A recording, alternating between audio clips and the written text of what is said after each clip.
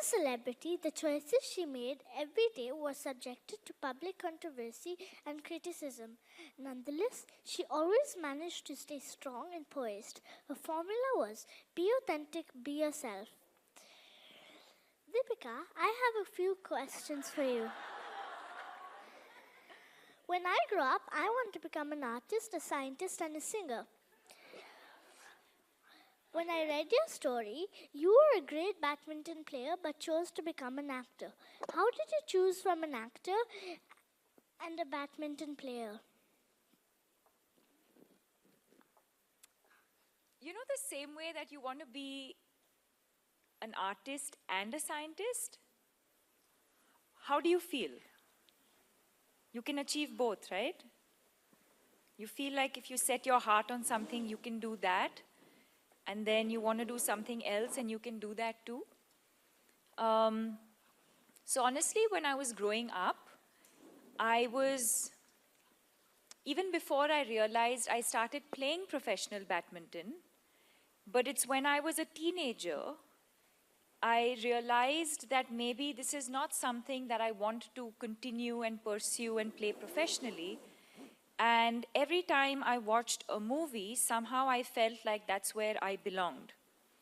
So it's my gut that told me that I wanted to transition from being an athlete to being an actor. And then I followed my gut. You know what gut is? Like your instinct, like that voice inside you that tells you what is right and what is wrong. That. Thank you. You're welcome. How are you?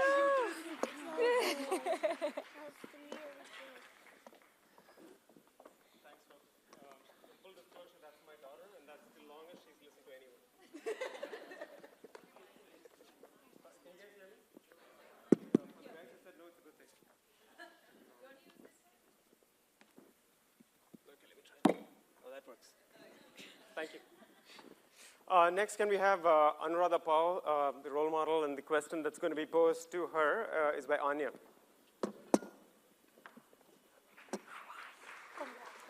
What happened to the organ? Can I see? Please, can I see? Sure. You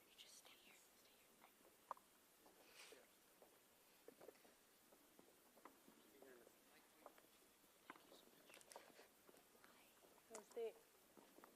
Namaskar.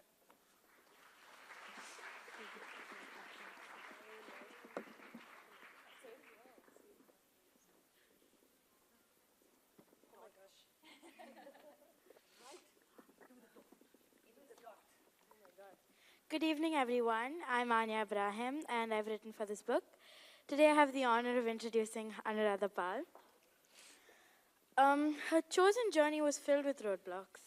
She encountered discrimination for being a woman, trying to master a masculine instrument, skepticism for being young, and resistance for not hailing from a musical family.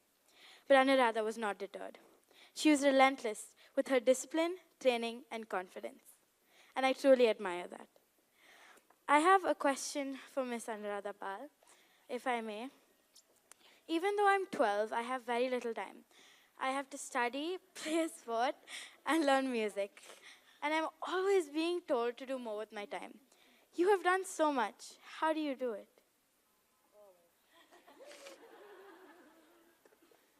Firstly, I don't think I've done so much. That's very kind of you. Thank you so much for this great honor and privilege meeting you, ma'am.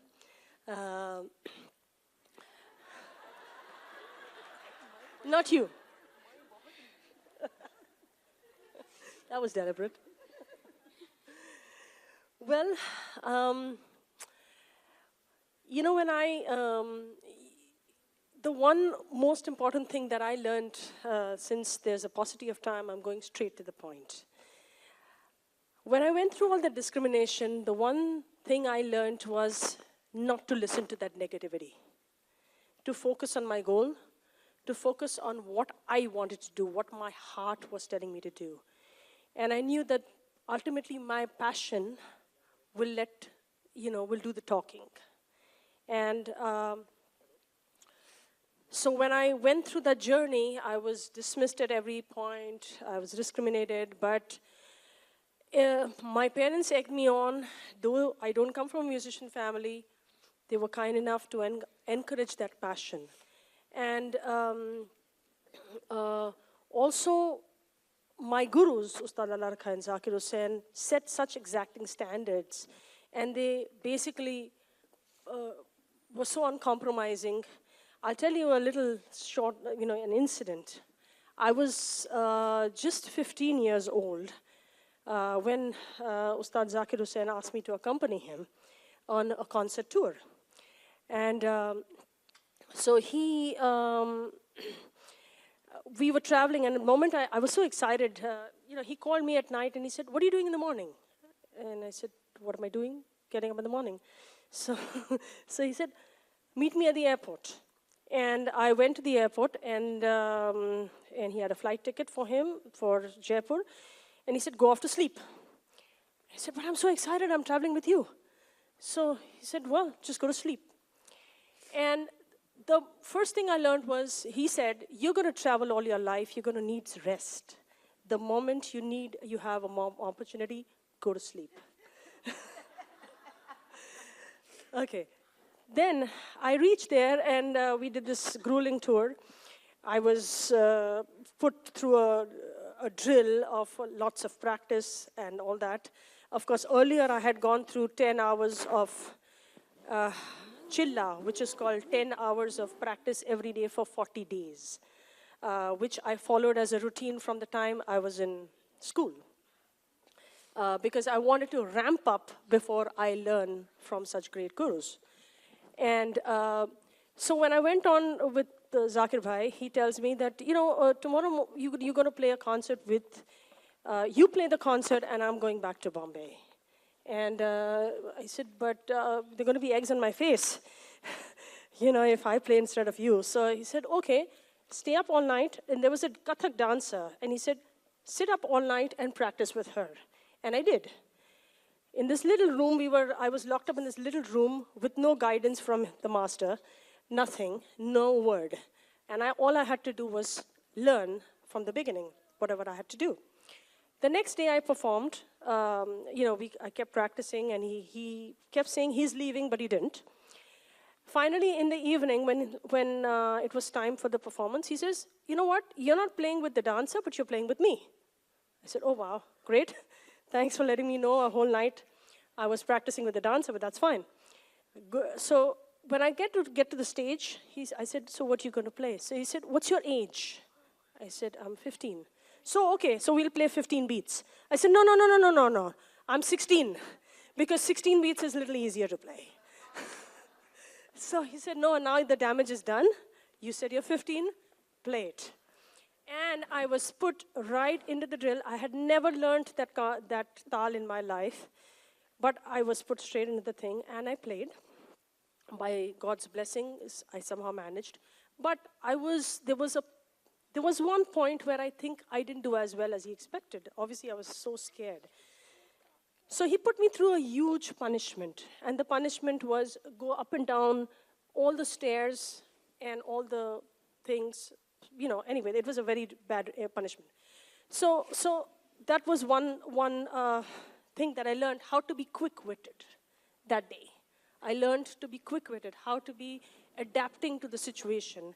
And it helped me when I play with all the great maestros now that I play with since I've been 13. I've been playing with all the great maestros, been performing since I was 10. But that helped me a lot. So I think putting yourself to that grill and making sure that you actually surrender to learning does help. Also, I think, of course, there were many incidences like that sometimes, and through my college days, I was doing crazy things. I had a very, very crazy schedule when I was in school. By the way, to answer your question, I used to get up at 5, practice, go to school, come back at 3:30. From 4 o'clock to 6 o'clock, do my homework and studies. No time to play, no time to rest, no time to do anything. 6 o'clock leave for my gurus, 7 to 10. They're all the way from Juhu to Nepean Sea Road. Travel and come and till 11 o'clock at night, go back to my house, again the next day the same drill. So I think all these things, so I personally believe that hard work and really, really focusing and being determined about what you want to achieve is really, really important and is the driving force. What also, so I mean, when you say how did I manage my time? Yes, the most important thing I would say I learned from my father was how to multitask, how to completely be focused and disciplined about everything, orderliness, timeliness, punctuality, being able to do many things. So I think all these things really, really matter. And incidentally, last, just to tell you on a very personal note, it was 2017 was a very bad year because I lost 5 family members. And in 2016, when my father got an epileptic seizure, it was just 3 hours before a major concert that I had. And when I was wheeling him into the ICU, he kept saying, go to your concert, focus on your goal, okay? 2017, when he passed away, 3 days after that, I had a concert right here at the Sophia Bhabha Hall. And my mother came to encourage me in the concert 3 days after. Last night, I had to take my mother to the ICU. I just was up all night in the hospital looking after her, and I've just come straight from the hospital here. And the only thing she told me yesterday is, you're not going to break your commitment. You're going to stand by what you did, and that is the true meaning of being a professional. These days, people think being a professional is about how you earn money. I don't think so. I think it's about how committed and dedicated you are to whatever your art is or whatever your passion is. And it's about making sure that you stand by your word and become a person of character. And that's what I truly believe is important to be able to achieve one's goals. Thank you so much. Thank you. Thank you, Anuradha, and we wish your mom all the best. Thank you so much. Thank you so much. For the next role model, let's have Moksha come up here, and she's going to pose her question to Brinda Somaya.